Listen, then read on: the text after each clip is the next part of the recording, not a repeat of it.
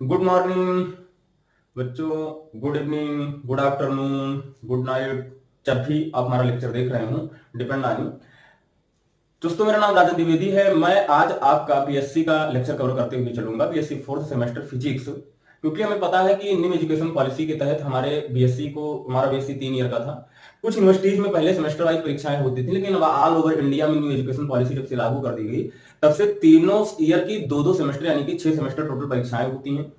और each semester में दो दो पेपर होते हैं एक एक सब्जेक्ट के, physics, chemistry, math, military science और भी कई सारे सब्जेक्ट, कंप्यूटर साइंस, अलग अलग यूनिवर्सिटीज के अलग हिसाब से अलग अलग चीजें होती हैं। अब हम आज का जो हमारा लेक्चर मेनली कंडक्ट होगा, वो लेक्चर हमारा होगा बीएससी फोर्थ सेमेस्टर का, बीएससी फोर्थ सेमेस्टर का। आज हमारा लेक्चर जो फोकस होगा इसी पे होगा। बच्चों, पता है कि बीएससी फोर्थ सेमेस्टर में या बीएससी फर्स्ट सेकंड थर्ड जितने भी सेमेस्टर हैं, उसमें सब में प्रत्येक पेपर को दो दो भाग में बांट दिया गया। तो यहाँ पे जो मैं कवर करते हुए चलूंगा वो हमारा होगा फिजिक्स का। फिजिक्स में आपके दो पेपर हैं। पहला पेपर आपका है स्पेशल थ्योरी ऑफ रिलेटिविटी और क्वांटम मैकेनिक्स से रिलेटेड है, और दूसरा पेपर आपका है introduction to basic electronics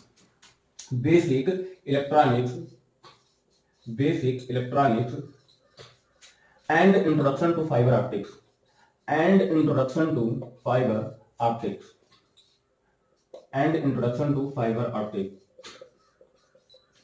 introduction to fibre optics का मतलब फाइबर ऑप्टिक्स के बारे में भी हम कई सारी चीजें पढ़ेंगे। This is the very interested topic.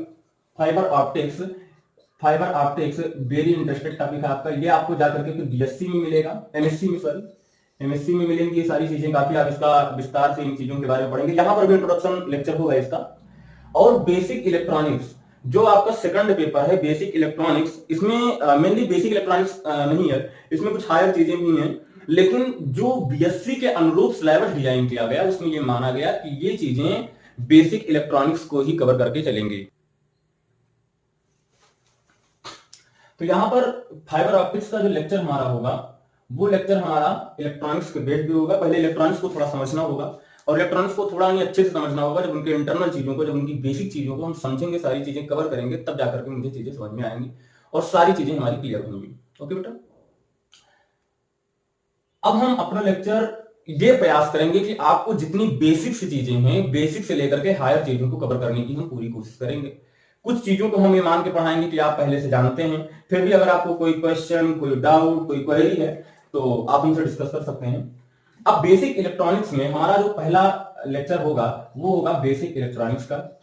हम बीच बीच में आपका फर्स्ट भी, जैसे मुझे क्या नाम है, टाइम मिलता है, चीजें मिलती हैं, मैं फर्स्ट लेक्चर भी special theory of relativity and quantum mechanics से रिलेटेड भी लेक्चर वीडियो डालता रहूंगा। अब बेसिक इलेक्ट्रॉनिक्स में जो हमारा पहला यूनिट है, इसमें 4 यूनिट बटे हुए हैं। पहला यूनिट है हमारा ट्रांजिस्टर बाइसिंग। फिर ट्रांजिस्टर की बाइसिंग कैसे होती है, ट्रांजिस्टर को कब कहां पे यूज किया जाता है, कब स्विच के रूप में यूज किया जाता है, कब एम्पलीफायर के रूप में यूज किया जाता है, कब ऑसिलेटर के रूप में यूज किया जाता है, इन सारी चीजों के बारे में पढ़ेंगे ट्रांजिस्टर बाइसिंग में। और ट्रांजिस्टर कैसे बनाया जाता है, कॉमन एमिटर ट्रांजिस्टर क्या होते हैं, कॉमन कलेक्टर क्या होते हैं, उनकी सर्किट डिजाइन कैसे होती है, इन सारी चीजों को हम कवर करते हुए चलेंगे और पूरा प्रयास करेंगे कि आपको अच्छे से चीजें समझ में आ जाए। ओके, तो ज्यादा बात न करते हुए हम अब चलते हैं सीधे टॉपिक की तरफ, और हम बात करते हैं अपने सीधे टॉपिक की तरफ।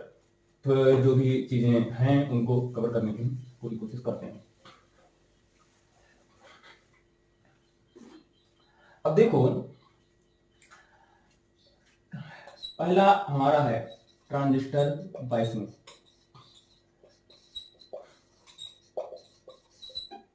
ट्रांजिस्टर बाइसिंग में क्या होता है कि सबसे पहले हमें इसके कुछ बेसिक एजम्पशंस को समझना होगा, कुछ बेसिक चीजों को समझना होगा। जैसे ट्रांजिस्टर जो बनता है वो सेमीकंडक्टर से बनता है, डायोड से बनता है। जब हम दो बैक टू बैक डायोड को कनेक्ट करते हैं तो हमारा ट्रांजिस्टर बनता है। अब डायोड के पीछे की कहानी हमारी सेमीकंडक्टर से आती है। सेमीकंडक्टर में कई सारी चीजें होती हैं। जैसे हम सेमीकंडक्टर को जानते हैं कि सेमीकंडक्टर हमारा दो प्रकार का होता है, एक होता है इंट्रिंसिक, एक होता है एक्सट्रिंसिक। तो इंट्रिंसिक जो सेमीकंडक्टर जिसको हम बोलते हैं प्योर सेमीकंडक्टर, इंट्रिंसिक सेमीकंडक्टर जिसको हम बोलते हैं प्योर सेमीकंडक्टर, जिसकी जो कि टेट्रावैलेंट होता है, इसकी वैलेंसी 4 होती है, टेट्रावैलेंट एटम होता है। और ये टेट्रावैलेंट एटम यानी कि इसका सिंपली कोई भी यूज नहीं होता है। No use of pure semiconductor, no use of pure semiconductor, no use of pure semiconductor. वास्तव में ट्रांजिस्टर वगैरह सेमीकंडक्टर के एप्लीकेशंस एक प्रकार से हैं। अब no use of pure semiconductor, इसमें हम क्या करते हैं कि एक डोपिंग करते हैं। इसमें हम कोई एक्स्ट्रा इलेक्ट्रॉन्स, कोई एक्स्ट्रा चीजें ला करके बाहर से इसमें मिला देते हैं। जब हम टेट्रावैलेंट एटम में ट्राईवैलेंट एटम मिलाते हैं तो मुझे पी टाइप से, इसको इस पर हम बहुत डीपली नहीं बात करेंगे क्योंकि ये चीजें आपको पता है। जब हम टेट्रावैलेंट एटम में ट्राईवैलेंट एटम मिलाते हैं तो हमारा बनता है प्योर सेमीकंडक्टर, सॉरी, तो हमारा बनता है पी टाइप सेमीकंडक्टर। और जब हम टेट्रावैलेंट एटम में पेंटावैलेंट एटम मिलाते हैं, टेट्रावैलेंट एटम में पेंटावैलेंट एटम मिलाते हैं, टेट्रावैलेंट एटम में पेंटावैलेंट एटम मिलाते हैं तो हमारा बनता है एन टाइप सेमीकंडक्टर।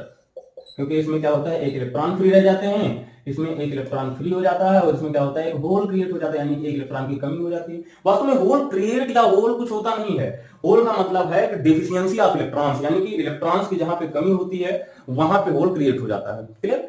अब होल क्रिएट यानी कि इलेक्ट्रॉन की वैकेंसी, जैसे कोई इलेक्ट्रॉन फ्री मिलता है वो जाकर के वहां पर बैठ जाता है। ओके, अब हम इनके बारे में अगर थोड़ा सा चर्चा करें तो सबसे पहले हमें पता है कि किसी भी सेमीकंडक्टर में किसी भी सेमीकंडक्टर में अगर हम एक पी टाइप और एक एन टाइप सेमीकंडक्टर को जोड़ दें, एक पी टाइप एक एन टाइप सेमीकंडक्टर को अगर हम जोड़ दें, अगर हम पी टाइप और एक एन टाइप सेमीकंडक्टर को जोड़ दें तो ये हमारा डायोड कहलाता है। क्लियर? अब डायोड की कहानी क्या होता है कि जब हम इसको बैटरी से कनेक्ट करते हैं, कनेक्ट करने के बाद में उसमें कुछ इलेक्ट्रॉन्स होते हैं जिनको हम सम पोटेंशियल प्रोवाइड करते हैं। पोटेंशियल प्रोवाइड करने के बाद ये क्या होते हैं, अपने कोवैलेंट बॉन्ड को तोड़ देते हैं और जंक्शन से उस पार निकल जाते हैं। फिर इलेक्ट्रॉन्स जो इधर उधर घूमते हैं उनकी वजह से करंट मिलती है। ये सारी कहानी है, इन कहानियों पर भी हम चर्चा करेंगे। लेकिन उसके पहले इसमें जो सबसे इंपॉर्टेंट चीज है वो है बैंड थ्योरी। बैंड थ्योरी को अगर हम समझ लें तो शायद कई सारी चीजें मेरी क्लियर हो सकती हैं कि बैंड थ्योरी आखिर में होता क्या है। और बैंड थ्योरी में काफी स्टूडेंट कंफ्यूज भी होते हैं। उस कंफ्यूजन को हम ये प्रयास करेंगे कि आज दूर हो जाए। बैंड थ्योरी क्या होता है, अब ये हमारे जो इलेक्ट्रॉन्स हैं, इन इलेक्ट्रॉन्स का जो कंडक्शन एनर्जी लेवल और बैलेंस एनर्जी लेवल जो होता है, एक कंडक्शन एनर्जी लेवल, एक बैलेंस एनर्जी लेवल, एक कंडक्शन एनर्जी लेवल, एक बैलेंस एनर्जी लेवल जो होता है, उनके बीच का जो गैप होता है उसी को बोला जाता है बैंड एनर्जी गैप। इतना पता है? अब जो बैंड एनर्जी गैप होता है ये होता है, इनका फॉर्मूला होता है band energy gap, band energy gap Eg is equal to Ec minimum minus Eb maximum, Eg minimum minus Eb maximum, very बड़ा फॉर्मूला, नोट कर लेना दिमाग में। अब ये जो बैंड एनर्जी लेवल होता है Eg equal to Ec minimum minus Eb maximum, ये तो हमारी पूरी की पूरी कहानी थी सेमीकंडक्टर की। अब हम चलते हैं थोड़ा कंडक्टर की तरफ कि कंडक्टर में क्या ऐसी चीजें होती हैं, क्या इंसुलेटर में ऐसी चीजें होती हैं, क्या कंडक्टर में बैंड एनर्जी लेवल होता है, उसका या अगर होता है तो बैंड एनर्जी डायग्राम कैसा होता है, और कई सारी चीजें कैसे होती हैं। क्लियर? चलो,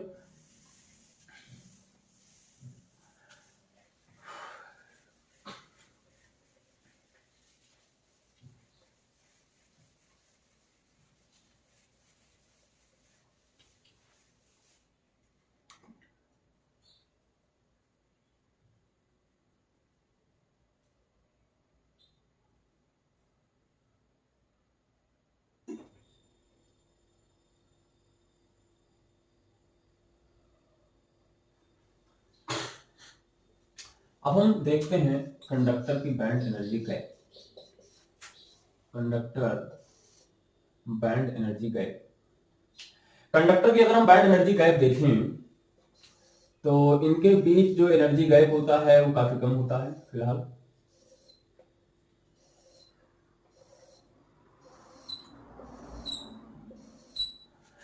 यहां पे वही कहानी, एक Eb होता है बैलेंस एनर्जी लेवल और Ec होता है कंडक्शन एनर्जी लेवल। अब ईबी और ईसी जो कंडक्शन एनर्जी लेवल होता है, इनके बीच का जो गैप है वही सेम है। अब यहां जो सबसे बड़ी कहानी आती है कि हमने सेमीकंडक्टर में ये देखा, या सेमीकंडक्टर में ये चीज मैं जानता हूं कि जब भी किसी इलेक्ट्रॉन्स को जब भी किसी सेमीकंडक्टर डिवाइस को थोड़ी एनर्जी प्रोवाइड की जाती है, तो एनर्जी प्रोवाइड करने के दौरान वो अपने कोवैलेंट बॉन्ड को तोड़ देता है और कंडक्शन बैंड में जंप कर जाता है। जब वो कंडक्शन बैंड में चला जाता है तो वहां से इलेक्ट्रॉन्स जो है करंट के लिए रिस्पॉन्सिबल होता है, वहां से करंट फ्लो करती है, जो भी आगे कहानियां होती हैं। अब यहां पर अगर हम देखें तो जब आपने सेमीकंडक्टर में देखा कि जब एक इलेक्ट्रॉन अपना कोवैलेंट बॉन्ड ब्रेक करता है, तो कोवैलेंट बॉन्ड ब्रेक करने के दौरान जब इलेक्ट्रॉन्स उस स्थान से हटा तो एक होल क्रिएट हो गया, एक वैकेंसी क्रिएट हो गई। तो एक होल क्रिएट हुआ, एक वैकेंसी क्रिएट हुई, जो चीजें हुई उन चीजों को समझने के लिए क्या हम ये कह सकते हैं, क्या हमें ये कॉन्सेप्ट पता चल सकता है कि क्या कंडक्टर में भी होल क्रिएट होते हैं?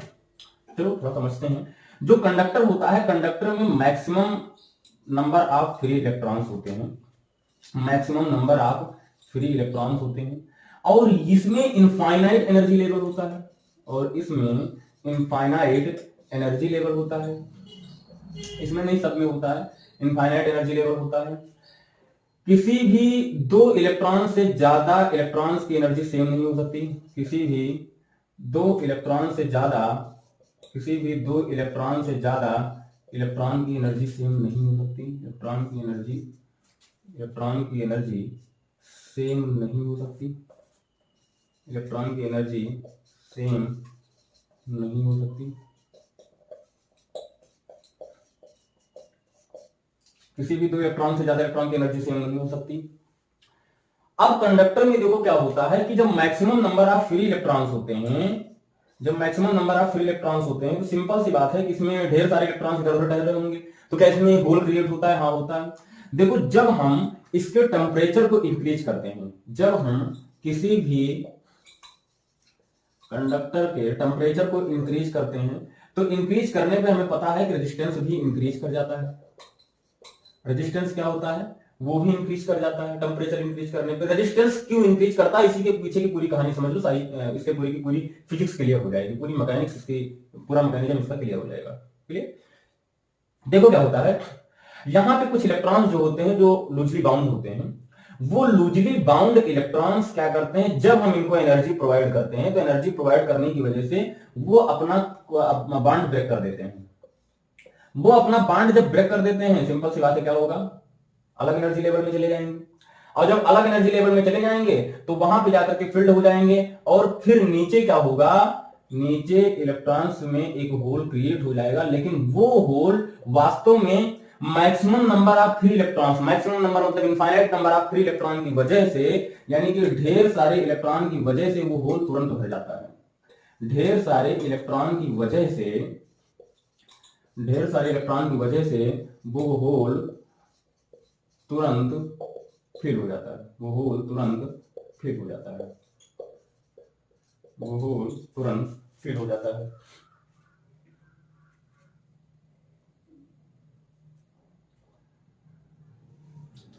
वो होल तुरंत फिल हो जाता है। क्लियर? ढेर सारे, यानी कि life time of hole is very short. Clear? अब देखो, कंडक्टर में क्या होता है कि ये जो दोनों इलेक्ट्रॉन्स होते हैं, ये दोनों जो सेल्स होते हैं, ये कंप्लीटली फिल्ड होते हैं, ये पूरी तरीके से भरे हुए होते हैं, इनमें कोई भी खाली जगह नहीं होती है। इनके बीच इलेक्ट्रॉन फ्लो होने का कारण जो है वो ये है कि इनके बीच की जो एनर्जी गैप होती है, यानी इनके बीच का जो बैंड एनर्जी गैप होता है, बैंड एनर्जी जो गैप होता है वो काफी कम होता है। लगभग मान के चलो कि 1 इलेक्ट्रॉन वोल्ट के आसपास होता है। इससे कम भी हो सकता है, काफी कम होता है इसका एनर्जी लेवल। इसी के कारण इसमें अब देखो, इसमें मैक्सिमम फ्री इलेक्ट्रॉन्स की वजह से क्या होता है ये मैंने बताया कि ढेर सारे इलेक्ट्रॉन की वजह से वो होल तुरंत फिल हो जाता है। Life time of hole is very short, में बहुत छोटा होता है। अब सर जी, इसका उससे क्या कारण है कि जो इलेक्ट्रॉन्स थे, क्या समझा रहे थे? हाँ, टेम्परेचर बढ़ाने से रेजिस्टेंस बढ़ जाता है। इसके पीछे की मैकेनिक्स का इससे क्या रिलेशन है मेरे भाई? जब जब आप टेम्परेचर बढ़ाओगे, यहां पर ढेर सारे फ्री इलेक्ट्रॉन्स घूम रहे हैं, और घूमने की वजह से क्या होगा कि फ्री इलेक्ट्रॉन्स घूमते घूमते जब ढेर सारे, सिंपल सी बात है, टेम्परेचर आपने इंक्रीज किया, तो टेम्परेचर इंक्रीज करने की वजह से इनकी अनियमितताएं क्या होती हैं, बढ़ जाती हैं। जैसे कहीं पे भीड़ लगी हो, भीड़ के दौरान आपने हल्ला मचा दिया बम, और जैसे आपने हल्ला मचाया बम, तो हल्ला मचाने के दौरान क्या होता है कि भीड़ अनियंत्रित हो जाती है, उसमें अनियमितताएं पैदा हो जाती हैं, कोई इधर भाग रहा होता है, कोई उधर भाग रहा होता है, कोई इधर भाग रहा होता है। तो इस वजह से क्या होता है कि उसमें अनियमितता, रैंडमनेस बढ़ने की वजह से वो कई सारी विसंगतियां उत्पन्न हो जाती हैं, कई सारे डिसऑर्डर उत्पन्न हो जाते हैं, और उन्हीं की वजह से इलेक्ट्रॉन्स जो होता है कंडक्टर, अगर हम देखें सेम यही सिचुएशन यहां पर भी क्रिएट होती है, क्योंकि इसमें फ्री इलेक्ट्रॉन्स ज्यादा होते हैं, कुछ इलेक्ट्रॉन्स इधर, कुछ इलेक्ट्रॉन्स उधर, कुछ इलेक्ट्रॉन्स उधर, उसकी वजह से कोई इलेक्ट्रॉन प्रॉपर वे में नहीं चल पाता, और मुझे करंट ना मिलने की वजह, करंट नहीं मिल पाती प्रॉपर तरीके से, उसमें रेजिस्टेंस बहुत ज्यादा जनरेट हो जाता है, यानी कि बहुत ज्यादा अवरोध उत्पन्न हो जाता है, जिसको हम फिजिक्स की लैंग्वेज में प्रतिरोध यानी कि रेजिस्टेंस बोलते हैं। यानी कि टेम्परेचर मैंने इंक्रीज किया, टेम्परेचर इंक्रीज किया, रैंडमनेस बढ़ी, टेम्परेचर इंक्रीज किया, रैंडमनेस बढ़ी, और रैंडमनेस बढ़ने की वजह से क्या होगा, रेजिस्टेंस भी इंक्रीज कर गया, रेजिस्टेंस भी इंक्रीज कर गया। अब ये सारी घटनाएं क्यों होती हैं? Due to the maximum number of free electrons, due to the maximum number of free electrons, due to the maximum number of free electrons. अब यहां पे जो एनर्जी लेवल होगा, वो energy level, energy band gap क्या होगा, energy band gap होगा EC minimum, वही चीज, EC minimum minus EB maximum, EC minimum minus EB maximum. Clear? ये फार्मूला अपने दिमाग में आप लोग एकदम रख लीजिए, दिमाग में रख लीजिए कि G is equal to EC minimum minus EB maximum. तो मैंने क्या क्या जाना, इनके बीच का जो एनर्जी गैप होता है वो लगभग 1 इलेक्ट्रॉन वोल्ट के अप्रोक्सीमेट होता है, या उससे कम भी हो सकता है। इसके जो दोनों एनर्जी लेवल होते हैं, ये दोनों एनर्जी लेवल फिक्स होते हैं, सॉरी कंप्लीटली फिल्ड होते हैं। क्लियर? इसमें maximum number of free electrons होते हैं, इनफाइनाइट एनर्जी लेवल होता है जो कि सब में होता है, किसी भी दो इलेक्ट्रॉन से ज्यादा इलेक्ट्रॉन की एनर्जी सेम नहीं हो सकती, सब में होता है ऐसा। अब इसमें क्या होता है कि ढेर सारे इलेक्ट्रॉन की वजह से होल तुरंत फिल हो जाता है, इसमें भी कोवैलेंट बॉन्ड होते हैं, जब हम टेम्परेचर इंक्रीज करते हैं या जो भी करते हैं, कोवैलेंट बॉन्ड ब्रेक कर जाता है, ब्रेक करने की वजह से ढेर सारे इलेक्ट्रॉन्स घूम रहे होते हैं, वो अपना स्थान को, वो आकर के तुरंत होल को फिल कर दिए, तो इसीलिए इनके होल का जो लाइफ टाइम होता है वो ज्यादा नहीं होता है, इनका लाइफ टाइम वेरी शॉर्ट होता है। नेक्स्ट चीज मुझे क्या पता चले कि जब हम टेम्परेचर इंक्रीज करते हैं तो इनकी बीच अनियमितताएं, रैंडमनेस बढ़ जाती है, जिसकी वजह से रेजिस्टेंस भी इंक्रीज कर जाता है, किसके कारण, due to the maximum number of free electrons की वजह से। इनका जो एनर्जी गैप होता है वही होता है EC minimum minus EB maximum. Clear? इसका आप चाहो तो स्क्रीनशॉट ले सकते हो।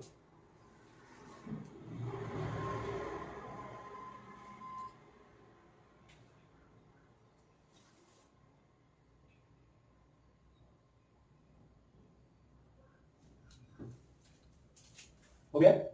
चलो अब हम अगली कहानी देखते हैं। अगली कहानी हमारी आती है इंसुलेटर की। इंसुलेटर में क्या होता है, या इंसुलेटर के बजाय, इंसुलेटर भी देखेंगे, अभी हम सेमीकंडक्टर देखेंगे, सारी चीजें देखेंगे कि क्या होती हैं उनके बीच की कहानियां। क्लियर? अब इंसुलेटर में क्या होता है, इंसुलेटर में होता है ये, इंसुलेटर में जो हमारा एनर्जी लेवल होता है, उस इंसुलेटर के एनर्जी लेवल में दो चीजें होती हैं।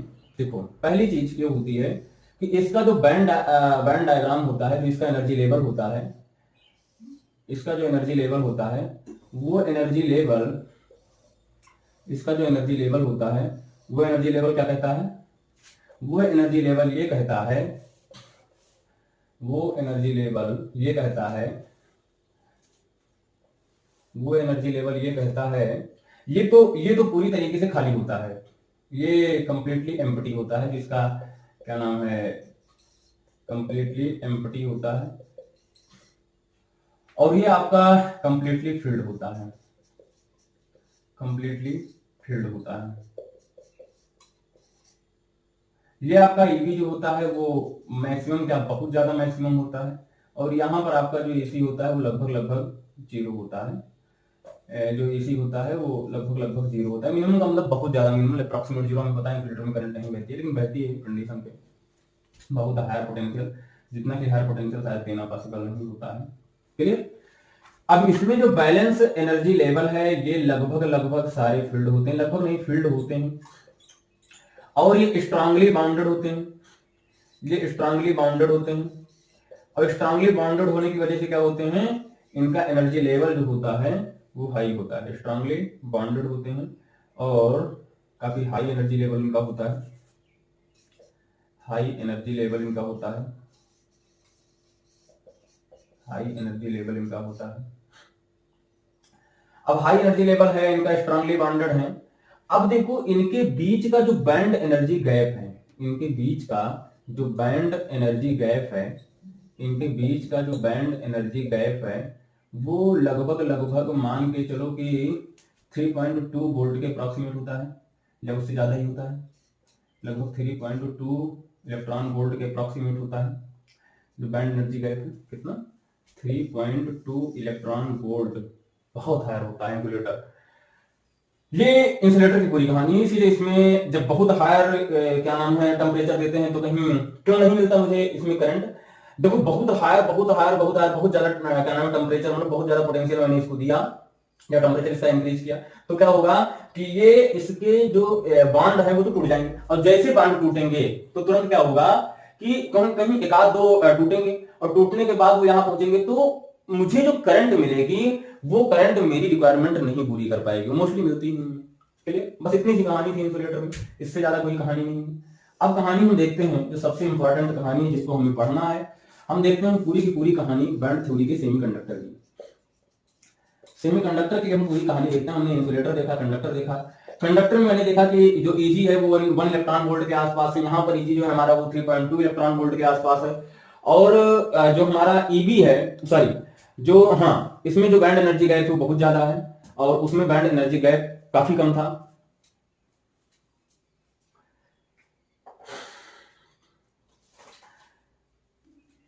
अब सेमीकंडक्टर की अगर हम थोड़ी सी कहानी को समझें तो सेमीकंडक्टर में पता है कि सेमीकंडक्टर इंसुलेटर और कंडक्टर दोनों की तरह बिहेव करता है।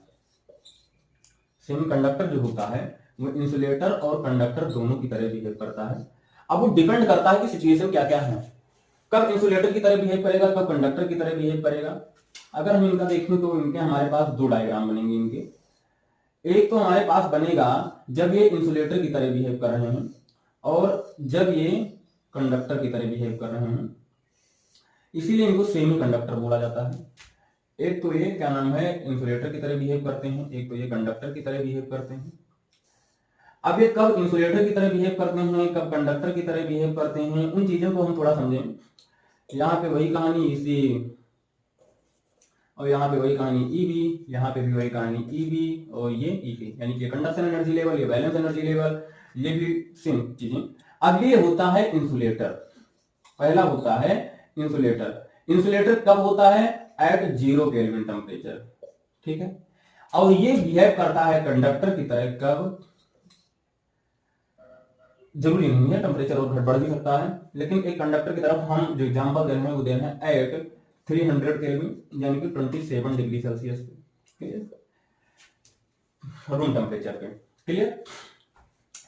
अब रूम टेम्परेचर पे एक है और एक है 0 केल्विन पे, इसको लिख देते हैं कि ये रूम टेम्परेचर पे है, ये रूम टेम्परेचर पे है और ये 0 केल्विन। अब देखो यहां पर क्या होता है, जब ये इंसुलेटर की तरह बिहेव करता है तो इंसुलेटर में हमारा क्या होता है कि पहला जो कंडक्शन एनर्जी लेवल होता है वो कंप्लीटली क्या होता है? कंप्लीटली एम्प्टी होता है, कंप्लीटली एम्प्टी होता है। और ये क्या होता है? कंप्लीटली फिल्ड होता है, ये कंप्लीटली फिल्ड होता है, ठीक है। और इनके बीच का जो एनर्जी गैप होता है वो काफी कम होता है। अब इसमें क्या होता है कि इसमें भी इनका जो एनर्जी गैप लेवल होता है वो यहां पे देखो, ये इंसुलेटर में अप्रॉक्सीमेट कितना होता है? इंसुलेटर में approximate greater or 3.2 electron volt होता है। और इसमें कितना होता है? इसमें लगभग मिनिमम होता है, इक्वल होता है 1 इलेक्ट्रॉन वोल्ट के आसपास। क्लियर? 1 इलेक्ट्रॉन वोल्ट के आसपास होता है। अब ये 1 इलेक्ट्रॉन वोल्ट, ये 3.2 इलेक्ट्रॉन वोल्ट, यहां पर क्या करते हैं कि इसमें कोई कहानी इंसुलेटर की मैंने सारी समझाई कि टेम्परेचर इंक्रीज करोगे बहुत हायर टेम्परेचर पे, तब जाकर के अपनी कहानियां क्रिएट करेगा, अपना सब कुछ सिचुएशन बनाएगा करंट बहने के लिए। छोड़िए उसको, हम यहां समझते हैं कि सेमीकंडक्टर में क्या होता है, सेमीकंडक्टर में जब हम टेम्परेचर को इंक्रीज करते हैं, तो टेम्परेचर को इंक्रीज करने के दौरान इनके जो कुछ लूजली बॉन्डेड इलेक्ट्रॉन्स होते हैं वो टूट जाते हैं। देखो बोर्ड दिख रहा है, इनके जो कोवैलेंट बॉन्ड होते हैं वो ब्रेक कर जाते हैं, और जब कोवैलेंट बॉन्ड ब्रेक करते हैं तो वो क्या करते हैं, फिर कंडक्शन बैंड में चले जाते हैं, और जब कंडक्शन बैंड में यहां से ब्रेक करके कंडक्शन बैंड में चले गए तो फिर वही इलेक्ट्रॉन्स ये कंटिन्यूअसली हम पोटेंशियल देते रहते हैं, हम एनर्जी इनको देते रहते हैं, और ये कंटिन्यूअसली अपना कोवैलेंट बॉन्ड ब्रेक करते रहते हैं, और बैलेंस सेल से कंडक्शन सेल में चले जाते हैं, जो कि रिस्पांसिबल होते हैं करंट को फ्लो कराने के लिए। क्लियर? अब यहां पे देखो क्या होता है कि इनके बीच जो सेमीकंडक्टर होता है, सेमीकंडक्टर में इसके ऊपर थोड़ा सा एक एनर्जी, सॉरी इसको मिटा दे रहे हैं,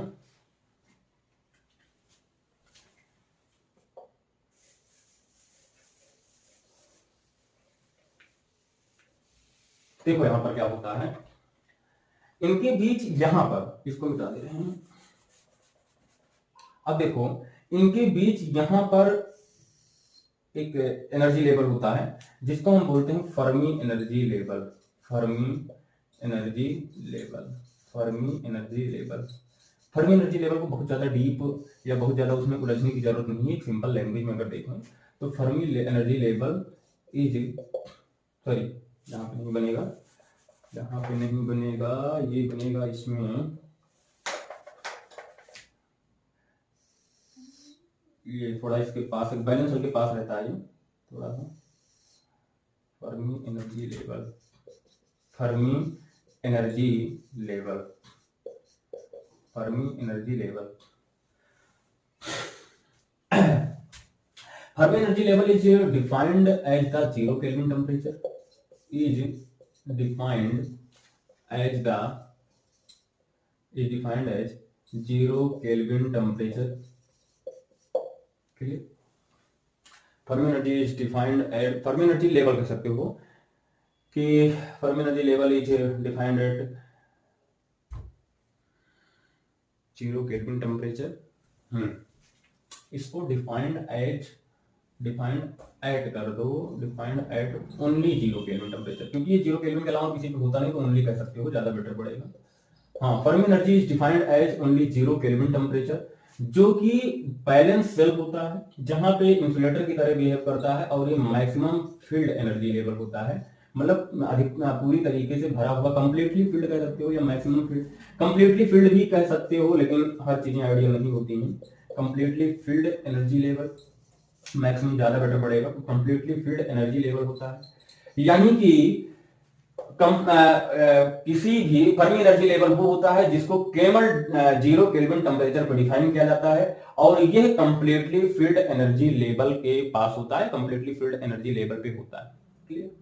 फर्मी एनर्जी, क्लियर सारी चीजें। अब ये हमारा पूरा आज का लेक्चर था, बैंड थ्योरी के बारे में जितनी मैक्सिमम चीजें थी उनको मैंने समझा दी हैं। अब यहाँ पे जो और भी मिनिमम चीजें हों वो, और आगे ये कैसे बिहेव करते हैं, इनका ब्रॉड एप्लीकेशंस क्या क्या क्या है,